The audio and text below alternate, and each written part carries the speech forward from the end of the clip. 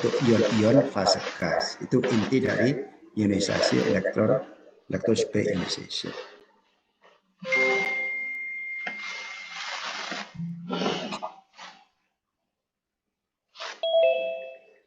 Tesi ini ada kelebihan dan kekurangan. Perhatikan bedanya ESI dengan EI tadi. Kalau ESI itu, ya tadi kan soft ionization bisa mode positif atau negatif. Jadi kan memang tergantung nanti molekul kita itu sensitif dengan pakai mode yang mana, positif atau negatif. Biasanya yang umumnya positif. Tapi kalau puncak-puncaknya kecil, maka itu kita buat negatif. Kalau kita tidak tahu, kita lakukan dua-duanya. Perhatikan ini ya, kita tidak mengenal namanya molecular ion.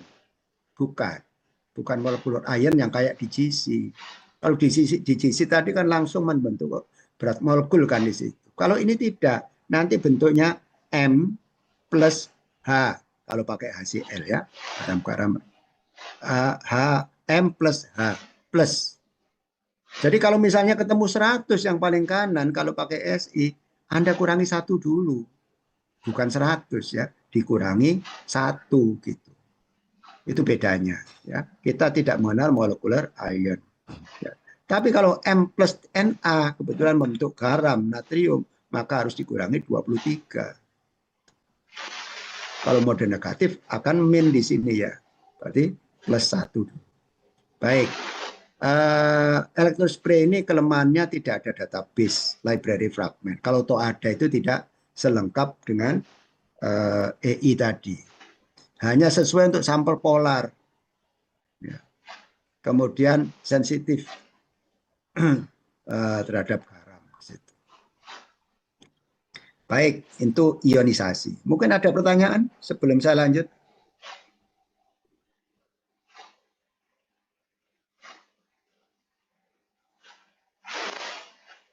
Ada pertanyaan?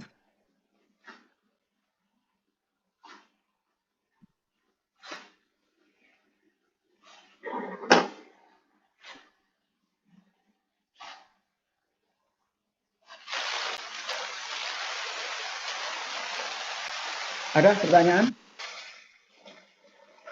Ya, terus ya. Mass analyzer, penganalisis massa. Apa tugasnya tadi? Fungsinya apa mass analyzer? Namanya mass analyzer. Maka ion-ion tadi itu, ya, ion-ion yang difragmentasi di situ itu bisa dipilih-pilih ionnya, bisa disortir. Jadi kalau begitu kita suntikkan, ionnya kan banyak ya, fragmen-fragmen. Itu kita bisa namanya full scan, di-scan semuanya pokoknya. Yang dikeluarkan semua namanya full scan. Tapi dari full scan itu bisa dipilih salah satu. Pilih ya, kira-kira waktu retensi berapa, itu bisa kita pilih. Karakteristik mass analyzer, rentang dinamik linearnya kalau bisa yang lebar ya, bisa menganalisa molekul dengan berat molekul rendah sampai tinggi. Dan dia harus sensitif, dia punya resolusi nanti. Ya, dan akurasinya sesuai. Yang penting diketahui bahwa dalam mass analyzer itu ada namanya resolusi rendah sama resolusi tinggi, ya. Low resolution dan high resolution. Cuma tolong dibedakan, resolusi ini beda dengan resolusi HPLC minggu lalu. Resolusi untuk MS-nya. Resolusi. Jadi ada yang disebut low resolution, yang paling banyak dipakai sekarang adalah yang quadruple namanya. Ini termasuk low resolution. Nah, yang high resolution, contohnya misalnya time of flight, itu termasuk high resolution. Jadi nanti ada quadruple, ya, ada triple quadruple, ada time of flight, ada quadruple time of flight, dan sebagainya. Ya. Quadruple ini gambarnya kayak gini. Gambarnya kayak gini ya. Quadruple. Ada lempengan logam, ada 4 begini. Lempengan begini ya. Maka ion-ion yang tadi dihasilkan dari sumber ionisasi tadi, itu digiring atau diarahkan masuk ke sini. Ya, masuk ke sini. Gimana caranya? Ion-ion itu nanti bergerak terus lurus ya, ke detektor, bukan terus keluar dari sini.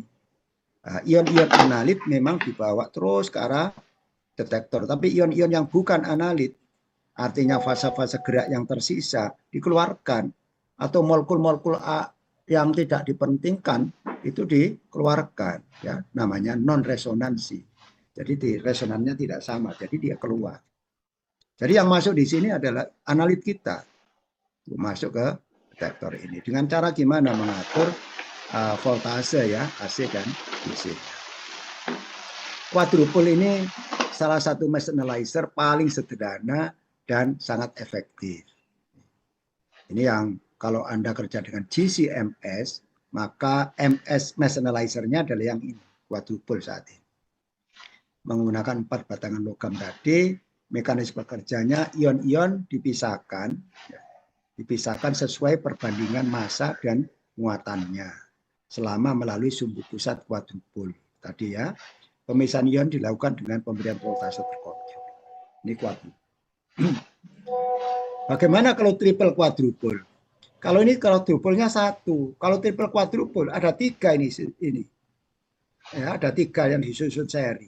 Ada Q1, Q2, Q3 gitu. Itu triple quadruple. Q1 digunakan untuk menyaring atau filter dengan ion ampersand spesifik. Kita sebut sebagai ion prekursor. Q2 itu ditumbukkan ya. Molekul tadi dipilih ion, kemudian ditumbukkan. Tumbukan dengan gas helium biasanya. Ya, ditumbukan satu sama lain. Satu ion yang kita pilih nanti jadi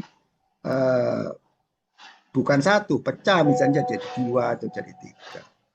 Maka di Q3 itu diatur ampersand yang spesifik itu yang mana. Atau dipilih semuanya. Jadi transisinya itu yang tadi spesifik nanti.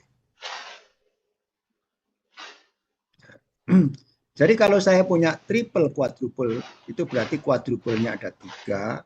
Berarti nanti yang difungsikan sebetulnya Q1 dan Q2. Ini nanti namanya Q1 dan Q2. Ini Q2-nya sebagai collision cell. Maka kita sebut LC, MS, MS. Jadi Anda sekarang tahu apa bedanya LC-MS sama LC-MS-MS. Kalau LC-MS, mesh analyzer-nya cuma 1. Contohnya quadruple.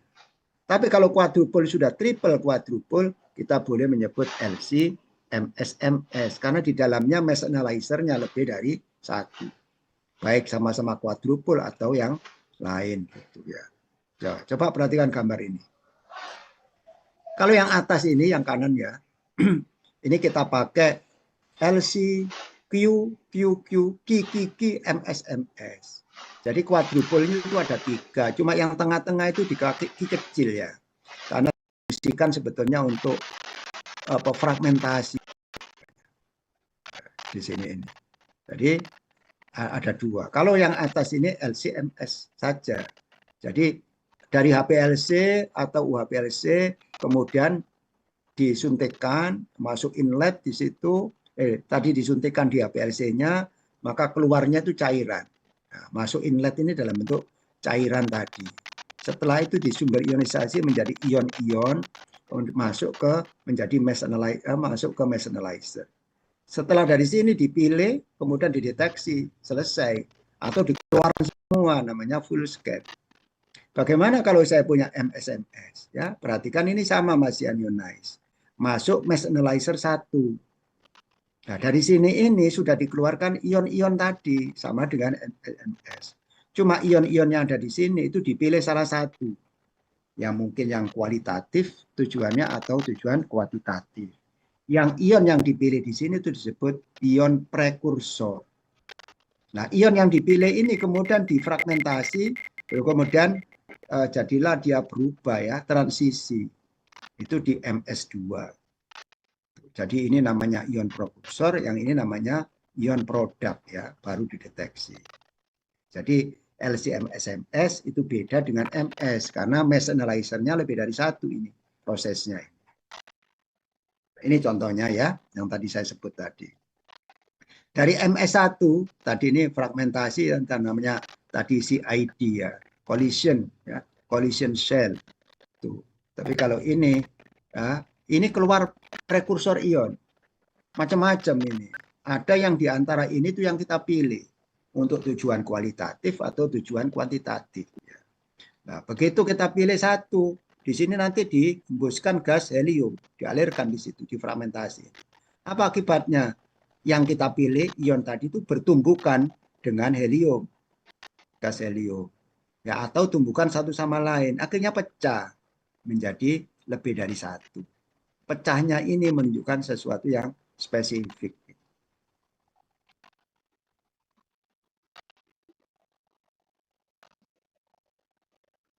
Ada pertanyaan?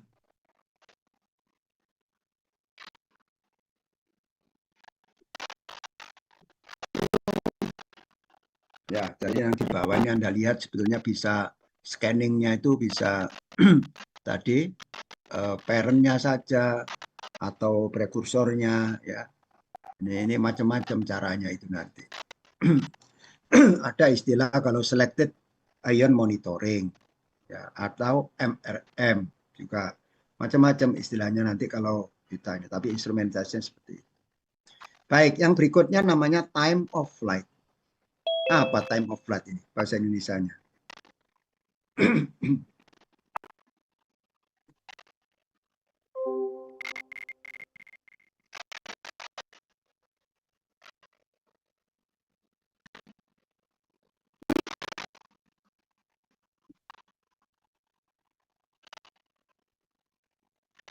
Time of flight ya, ion-ion yang dihasilkan oleh sumber ion diakselerasi dalam suatu medan listrik.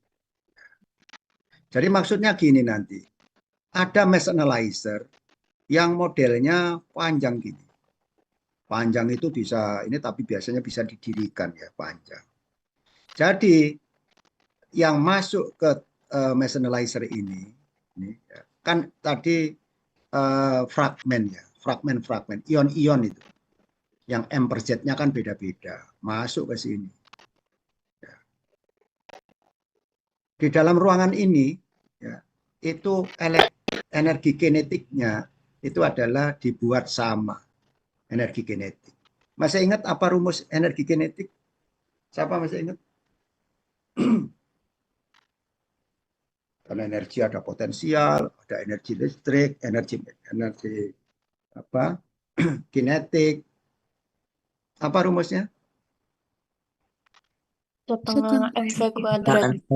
Ya, setengah MV kuadrat.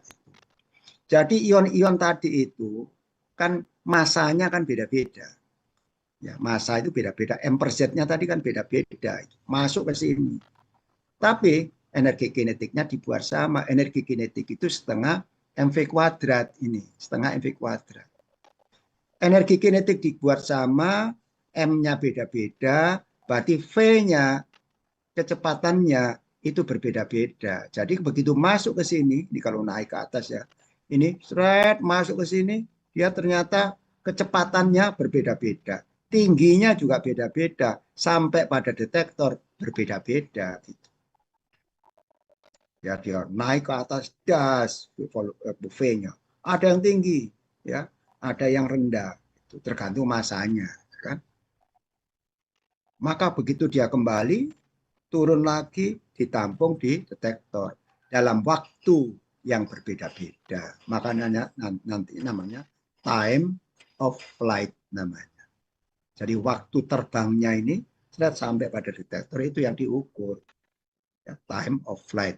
Namanya TOF, TOF ya, time of flight. Jadi nanti Anda mengenal LCM SMS tulisannya TOF, berarti itu pakai time of flight. Apa untungnya kalau kita pakai ini? Kalau triple quadruple atau quadruple itu cocoknya untuk analisis kuantitatif sebetulnya. Kalau quadruple itu lebih cocok ke kuantitatif. Kalau time of flight itu lebih cocok ke kualitatif. Kalau untuk identifikasi kualitatif cocoknya dengan time of flight.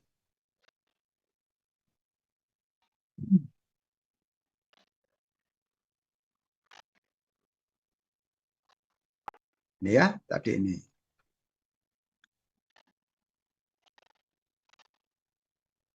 Bagaimana kalau saya gabung quadruple, triple quadruple, sama time of flight.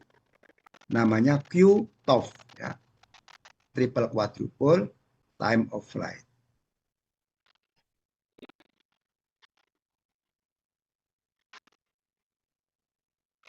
Cocok untuk kuantitatif, cocok juga untuk kualitatif. Ya, gambarnya kayak gini nanti.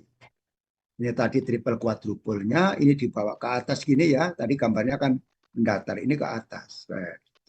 Jadi yang setelah uh, sampel kita suntikan pada LC, LC kemudian dibawa ke kolom, kolom itu keluar masih bentuk cairan, cairan itu nanti tadi ya diionisasi misalnya dengan elektrospray, kemudian menjadi ion-ion gas, baru dibawa ke mass analyzer. Mass analyzer-nya ada dua ya, yang satu, dua, tiganya dari sini.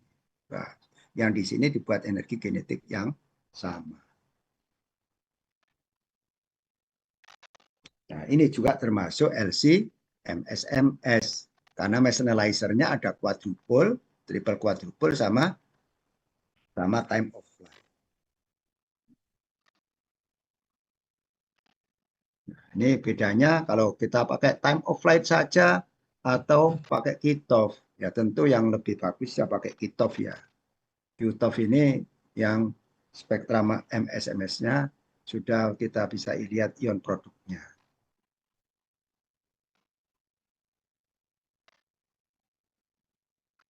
Ini karakteristik high resolution MS.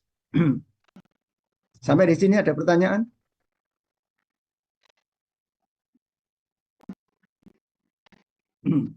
Jadi kenapa kita belajar instrumen begini? Ini dasar-dasar ya di SMS.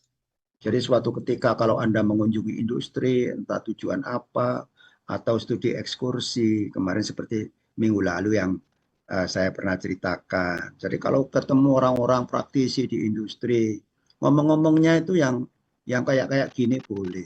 Pak, kalau di laboratorium QC atau laboratorium industri ini itu ada nggak LCMS atau LCMSMS? Itu pertanyaan Anda ya. Biasanya kalau studi ekskursi kan kita diterima oleh ini. Ada studi ekskursi kan? Semester berapa biasanya?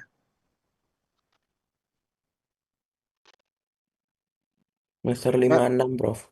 Nah, itu nanti. Biasanya Anda diajak ke industri salah satunya ya. Entah di Jakarta, entah di Bandung, entah di Sidoarjo ya. Ya terserah ya, tergantung Anda. Pada saat Anda uh, di sana tunjukkan bahwa Anda juga berminat juga ya yang ada proses yang ada di dalam industri itu, karena apoteker itu kan juga bisa kerja di industri, bisa kerja di rumah sakit, di apotek, macam-macam. Kalau di industri ya kita tahu dasar-dasar itu. Ya, tanya, Pak, apa punya LCMS di sini? HPLC-nya ada berapa kemarin kan? Detektornya apa saja? Ada nggak pakai MS, LCMS? Oh ada Mas, ini gitu. Anda pertanyaan berikutnya, mass analyzer-nya apa, Pak? Jenis LCMS yang mana? Penganalisis masanya apa, Pak, di sini? Ya, gitu. Maka diterangkan, oh kami punya di sini misalnya yang triple quadruple misalnya.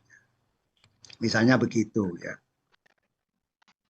Apakah punya Pak yang namanya quadruple time of flight? Jadi gitu. Jadi nanti di sana Anda jelas Anda tanya lagi, bukan cuma itu. Aplikasinya untuk apa di industri? Dipakai untuk apa sih LCMS itu? Kalau HPLC kan biasa ya. Tapi di industri itu ada GCMS, ada yang punya LCMS-MS. Tergantung industrinya. Ya, gitu ya. Kalau GCMS kemarin banyak dipakai untuk ethylene glycol, di ethylene glycol itu. Pertamanya kita pakai GCMS.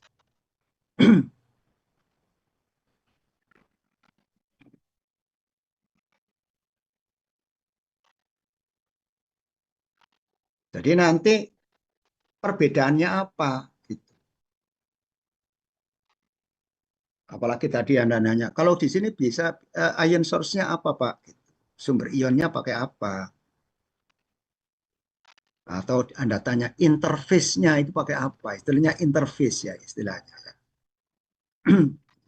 Jadi, dari cairan berubah menjadi ion itu kita sebut sebagai interface juga.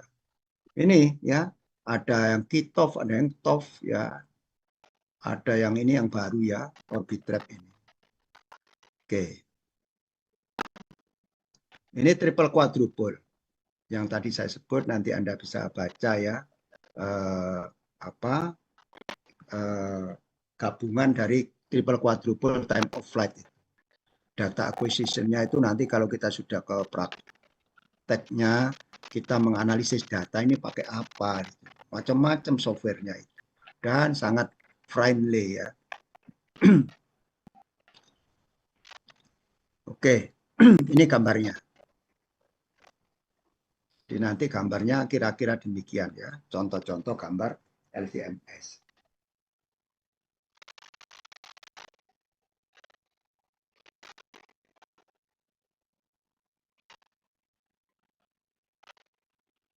Coba di antara ini, ya, di antara ini gambar-gambar gini ini yang mana ini?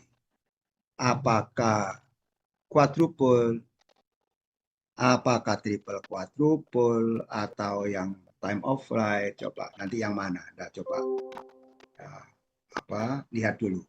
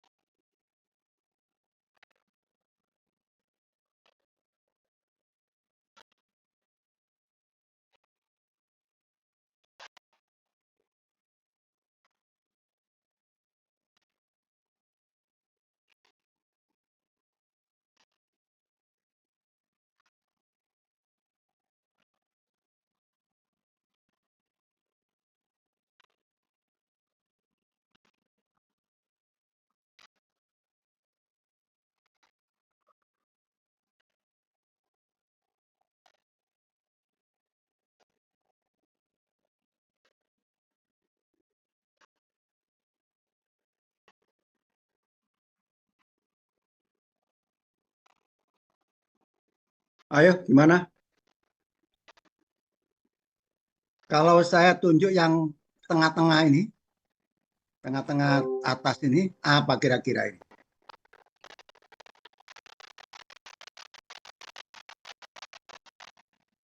Mass analyzer-nya tadi apa?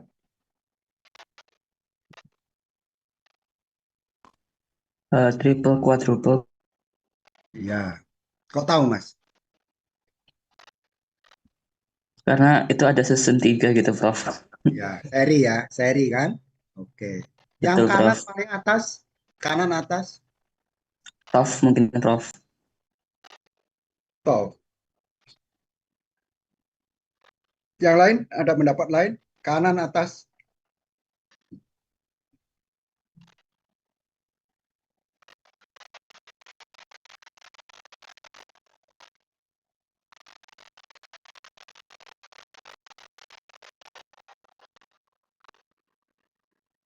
apa kira-kira?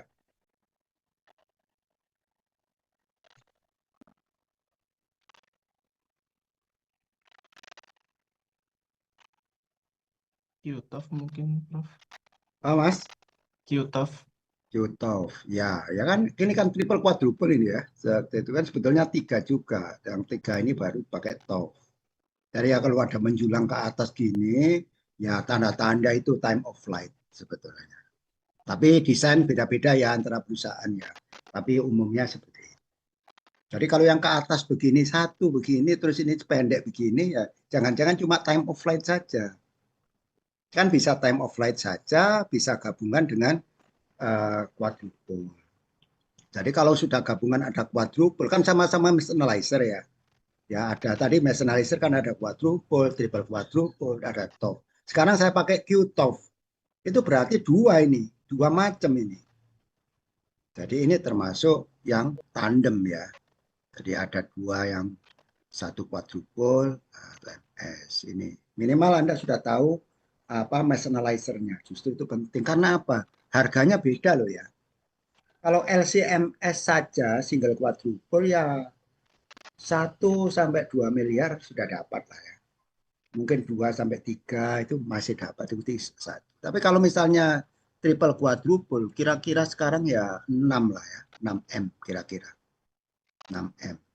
Tapi kalau sudah time of flight apalagi QTOF itu ya antara 10 sampai 15M. Ya, yang lebih mahal lagi itu yang ini yang Obitep sebetulnya. Uner sudah punya yang ini ada dua ya, sudah punya. Yang single juga sudah punya. Yang paling canggih itu yang itu kuat ini belum punya yang Orbitrap ya. Saya tidak gambarkan di sini. Baik, itu yang mengenai instrumennya. Sekarang kita lihat resolusinya. Kenapa kok harganya beda-beda tadi? Resolusi itu jangan disamakan dengan resolusi yang ada di HPLC ya. Maksudnya gini, saya punya senyawa ya, yang berat molekulnya 128, 12018. Satunya 128, 06264. Bisa nggak ini dibedakan di dalam MS? Ternyata beda. Bisa ya, bisa dibedakan.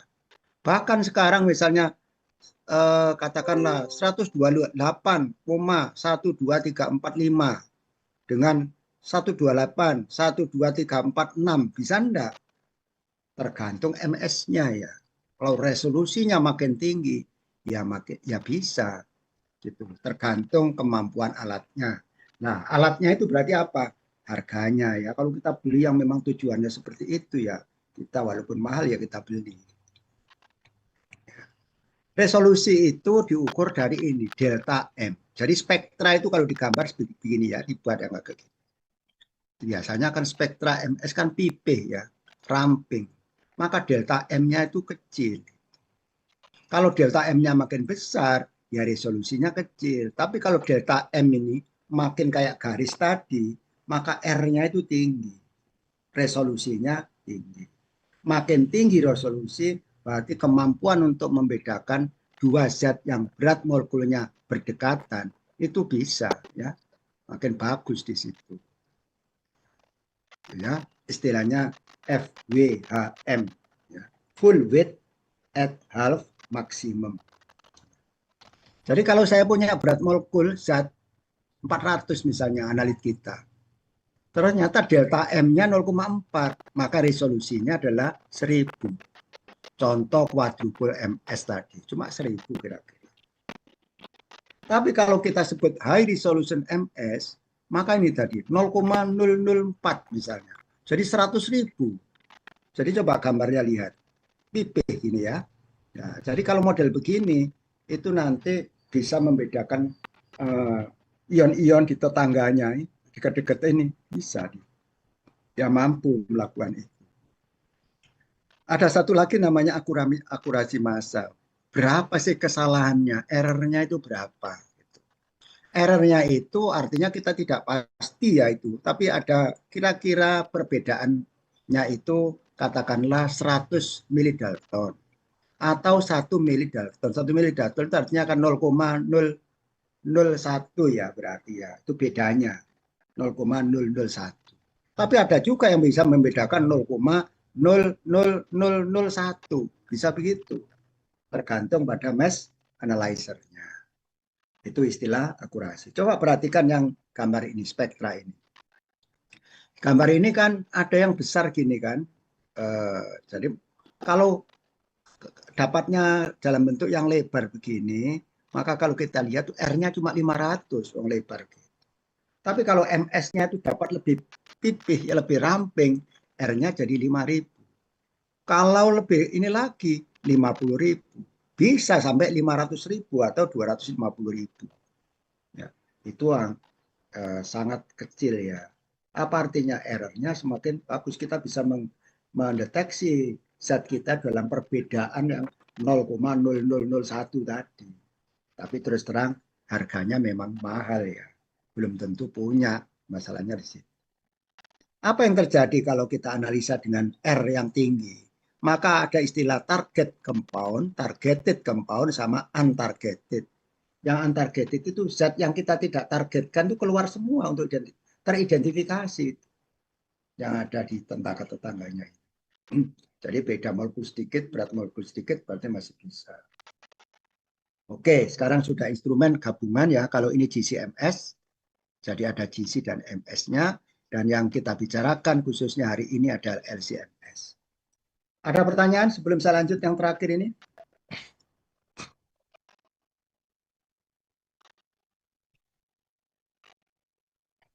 LC-MS berarti apa? Gabungan LC dan MS. Gitu. LC-nya itu apa? HPLC atau UHPLC. Apa kemarin singkatannya UHPLC ini? UHPLC? Apa singkatannya? Kepanjangannya apa?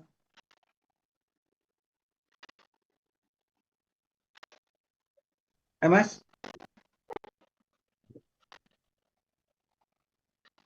Ultra high, Prof. Terus apa? Ultra high apa?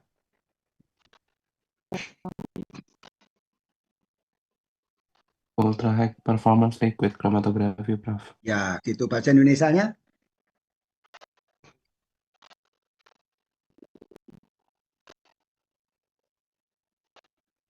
Bahasa Indonesianya apa, Mas? Atau singkatannya apa? Kromatografi cair kinerja tinggi KCKT. Apa, Mas? Apa? Kromatografi cair kinerja tinggi KCKT.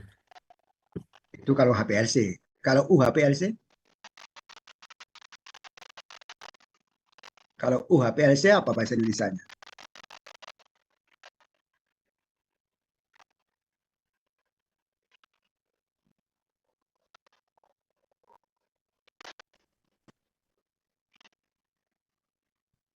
Apa? Kromatografi cair, kinerja, ultra tinggi. Itu.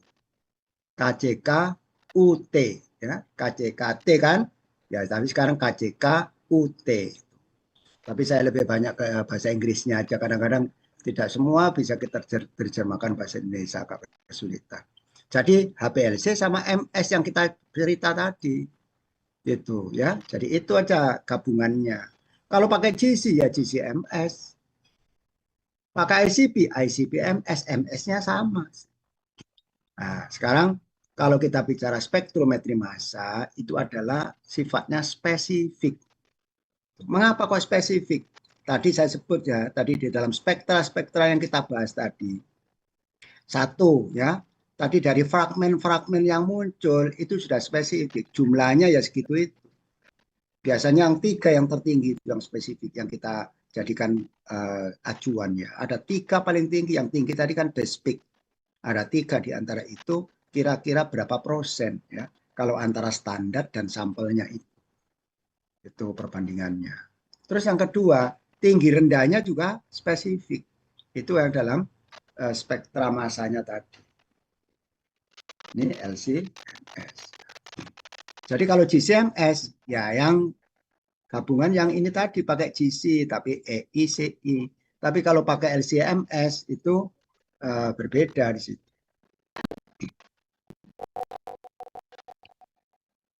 Baik, nah, coba sekarang dilihat ini.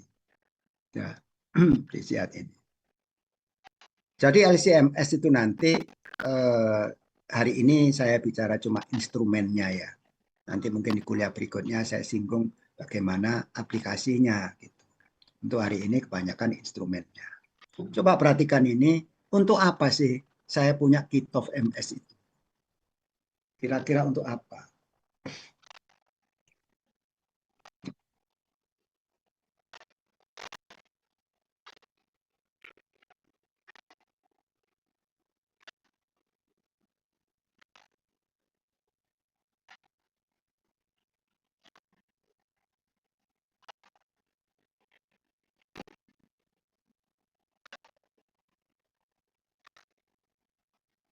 Ya, di sini ada sampel berupa suplemen ya.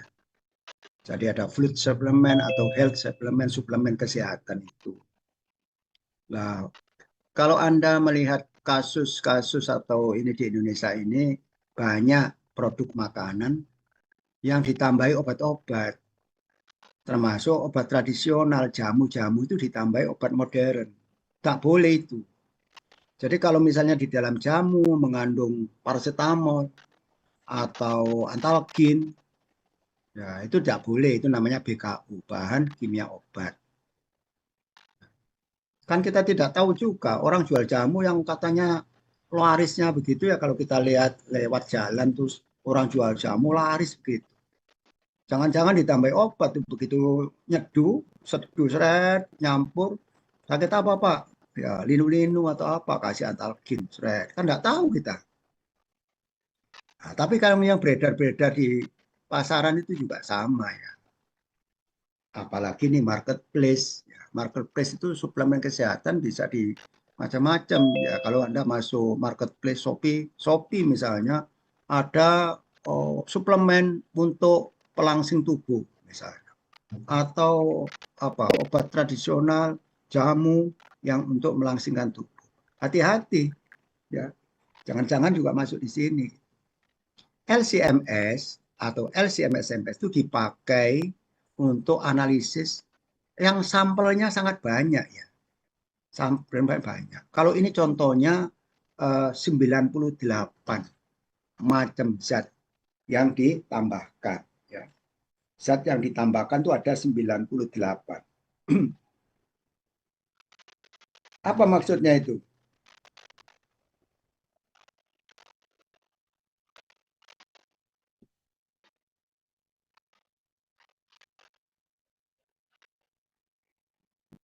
Biasanya begini ya, apakah di dalam suatu jamu, katakanlah jamu ya, itu ada obat modernnya enggak? Jadi suatu ketika saya di lab, kita kan punya lab namanya unit layanan pengujian ya. Datang polisi dari daerah timur sana ya, kemudian datang untuk minta tolong diperiksakan ini jamu Pak. Kata orang-orang, laporan masyarakat, jamu ini ditambahi bahan-bahan kimia. Bahan-bahan kimia itu ya contohnya macam-macam. Terus kita analisa di laboratorium. Caranya meriksa gimana? Sampel kita ekstraksi. Kita gunakan kromatografi lapis tipis misalnya. Jadi setelah diekstraksi ditotolkan pada LPC. Kita menduga ada nggak paracetamol, maka saya totolkan juga paracetamol. Baru saya elusi, nanti kalau RF-nya sama, zatnya mungkin sama, baru saya periksa dengan densitometri. Ya. Itu. Satu-satu. Nah sekarang bagaimana kalau jamunya banyak? Mungkin zatnya juga banyak, ada 98 mungkin yang diduga. Maka kita gunakan LC MSMS. Mengapa kok LC-MS? Karena zatnya tidak mudah menguap. Jadi LC-MS ini bisa untuk multi-pharmaceutical. Artinya campuran zat yang macam-macam. Campuran analit yang begitu banyak. Jadi kita kembangkan metode dulu. Pokoknya dari 98 itu kalau kita campur semuanya, maka keluar puncak-puncak di kromatogramnya dan nanti bisa dianalisis di MS-nya. Jadi kalau kita suntikan sampel, misalnya yang A ini katakanlah sampel, keluar kecil ini. Di menit berapa? Katakanlah menitnya itu katakanlah 7 gitu. Kita cari di 7 ini apa kira-kira. Di 7 ini kira-kira apa? Oh, kemungkinan ini. Itu yang kita suntikan. Standarnya. Ya. Atau kita keluarkan spektranya. Itu interpretasi yang kayak tadi. Keluar ternyata. Jadi ternyata ditemukan nanti di sini itu bisa dalam bentuk obat pelangsing, psikotropik, kanabinoid bisa terjadi. Itu kalau LC MSMS. Lagi ini ya. Ini saudara. Ini yang tadi juga ya. Jadi itu kira-kira instrumentasi dari LCMS ya, yang kita bahas secara instrumen saja. Tadi mungkin saya lupa menyampaikan bahwa di dalam MS tadi kan ada ion source, apalagi mass analyzer detector. Itu dibuat vakum ya. Itu dalam kondisi vakum. Jadi nanti kalau Anda melihat LCMS, CCMS, ya, ada pompa vakumnya di vakum itu. Vakum itu artinya tidak ada zat-zat lain di dalamnya, hampa di situ. Jadi kenapa kok hampa? Kenapa kok vakum? Karena kalau ion tadi masuk ke dalam mass analyzer, itu kalau misalnya tidak vakum, ada udara, maka udara ini bisa bertumbukan dengan ion-ion kita. Maka hasilnya berbeda ya, tidak murni itu hasilnya. Maka dibuat vakum. Oke, sekarang saya tunjukkan video yang bagaimana proses yang tadi saya jelaskan. Ya. Sementara ini dulu, ya, saya tutup dulu. Saya tunjukkan dulu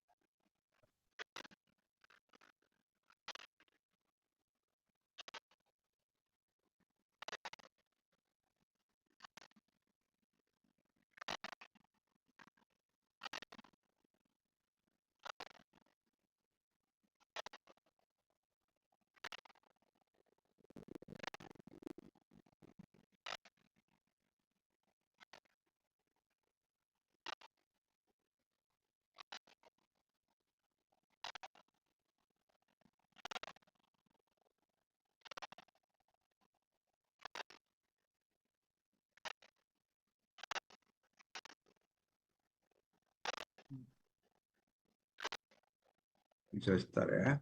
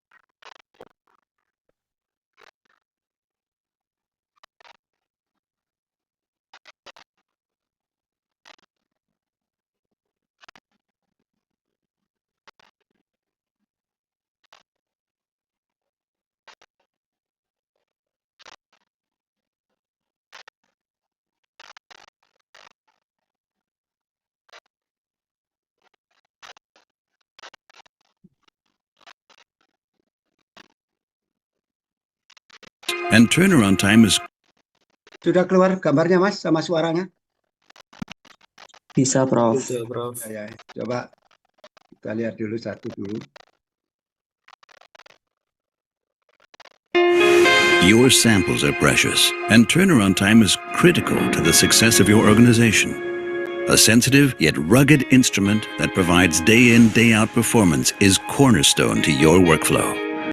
Now, productivity is elevated to a new level with the Agilent 6495C Triple Quadruple LCMS, combining extreme sensitivity with robustness, reliability, and accuracy. Based on proven iFunnel technology, the Agilent 6495C Triple Quadruple LCMS includes rugged ion optics, collision cell, and detector. All these elements work in concert to bring users more confidence in their results. Outstanding quantitation begins with the Agilent Jetstream ionization technology. Agilent Jetstream technology provides efficient desolvation for ionization of a broad range of compound classes. A hexabore ion injector capillary increases the amounts of ions entering, achieving a significant increase in ion sampling for a 10-fold gain in signal intensity. With VacShield, the ion injector capillary can be easily removed without venting for increased uptime. The first ion funnel operates at high pressure, collects ions, and propels them forward. The second stage funnel operates at a low pressure, tightly collimating the ion beam for further sample enrichment.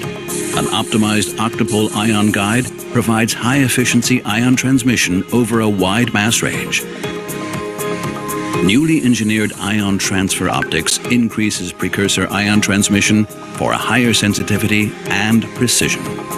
The optical lens elements reduce contamination and enhance the ease of autotune, improving overall system robustness. Hyperbolic quadrupoles emulate the shape of the hyperbolic quadrupole field for enhanced transmission efficiency in both quads. The first quadrupole mass filter only allows ions of the target analyte to pass through to the collision cell. The curved and tapered hexapole collision cell design maximizes ion transmission while minimizing neutrals. An axial cell acceleration voltage ensures fast and sensitive MSMS without crosstalk effects, even at the fastest MRM dwell times. The second quadrupole serves as a mask for fragment ions produced in the collision cell. For quantitative analysis of a target compound, the second mass filter is operated in a selective ion monitoring mode for target fragment ions. Finally, the advanced detector assembly features a high-voltage conversion diode that enables highly efficient positive and negative ion detection. This design improves signal conversion efficiency while maintaining very low noise. The high-performance 6495C Triple Quadruple LCMS not only continues the innovation of triple quadrupole technology, but also elevates the sensitivity and reliability to a new dimension, facilitating the detection at low attogram levels with excellent precision. No matter what compound of interest or sample matrix you face, the Agilent 6495C Triple Quadruple LCMS brings unprecedented sensitivity, accuracy, reproducibility, and productivity to your laboratory. 6495C accuracy, reproducibility, facilitating the detection at low attogram levels with. Ya, tadi apa jenisnya? Jenis mass analyzer-nya apa?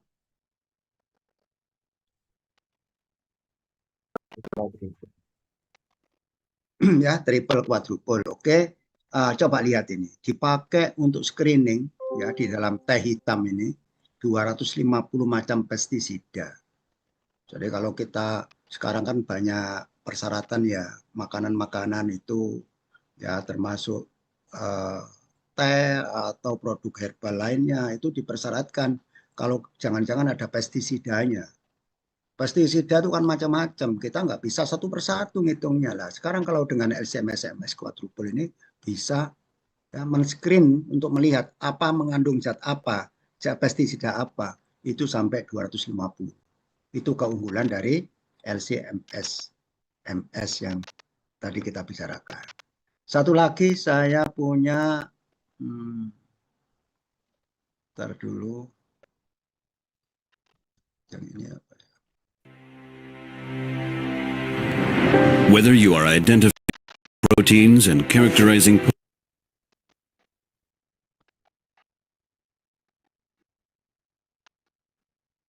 Tes dulu.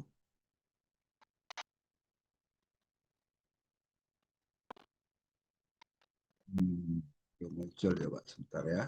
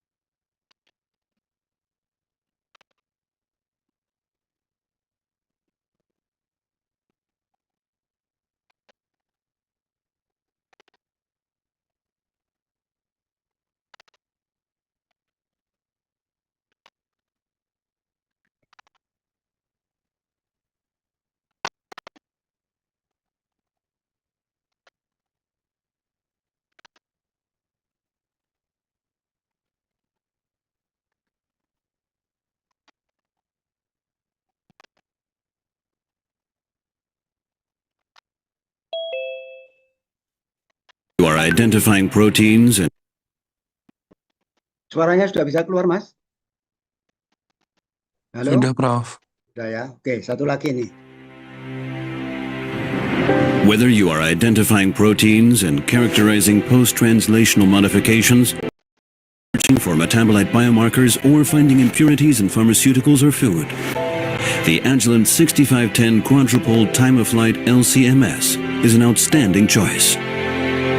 It delivers better than 2 ppm mass accuracy for MS and better than 5 ppm mass accuracy for MS-MS. It also delivers wide in-spectrum dynamic range and unsurpassed QTOF sensitivity, all in a reliable and easy-to-use system. Great sensitivity starts with superior ionization. Agilent's patented nebulization technology produces finer droplets and delivers more ions to the mass spectrometer. A second nebulizer introduces reference mass solution that ensures continual mass axis coherence with the best possible mass accuracy. High-volume counterflow drying gas reduces noise related to incomplete drying of solvent droplets and keeps the sampling capillary and ion optics cleaner for reduced maintenance. A thin skimmer aperture, carefully matched hole size, and short capillary to skimmer distance reduce beam broadening. An on-axis multiple ion guide provides nearly 100% ion transmission over a wider mass range. Patented lenses enhance high-mass ion transmission and increase sensitivity over a wider mass range. The quadruple mass filter allows only ions of the target to pass through. The hyperbolic shape of the rods enhances ion transmission and spectral resolution. In the hexagon cell, precursor ions strike collision gas molecules, generating product ions and neutral fragments. Linear axial acceleration and high collision gas pressure ensure that all ions exit the collision cell with nearly identical energy. This allows the same mass calibration factors to be applied to MS and MS-MS ions. The result is better than 5 ppm mass accuracy for MS-MS ions. Another octopole ion guide keeps the ions together while allowing excess collision gas to be pumped away. A quadrupole ion guide flattens the stream of ions for better transmission through the slicer. The slicer reduces variations in the vertical momentum of the ions. Ions with too much vertical momentum do not reach the pulsar. This improves accuracy for all ions.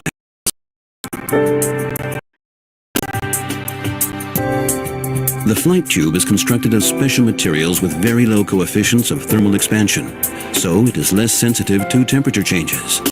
The reflecton compensates for minor velocity differences, improving the resolving power of the 6510. The microchannel plate detector converts the ion signal from electrons to photons and back to electrons.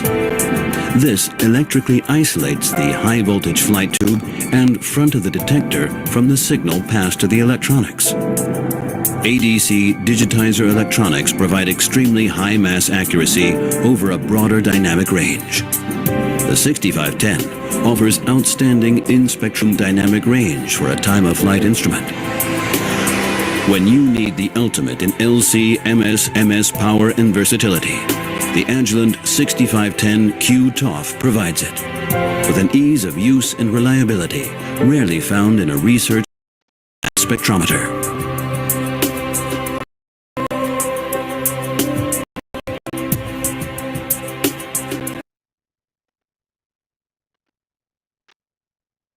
Ya, saya kira yang terakhir tadi quadruple time of flight ya.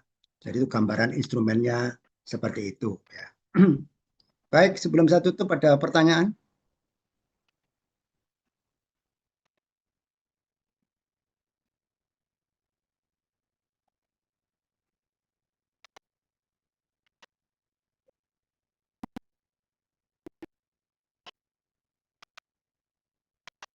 Total yang hadir berapa, Mas? Kalau tadi waktu saya SS itu semuanya hadir, Prof. Ya, nanti presensinya bagaimana ya? Iya, Prof. Nanti saya coba tanyakan lagi ke akademik ya, Prof. Ya. Iya, ya udah. Yang penting kalau semua hadir ya oke lah ya. Oke, saya kira kita akhiri untuk kuliah pagi hari ini. Terima kasih, selamat pagi. Assalamualaikum warahmatullahi wabarakatuh. Waalaikumsalam. Waalaikumsalam.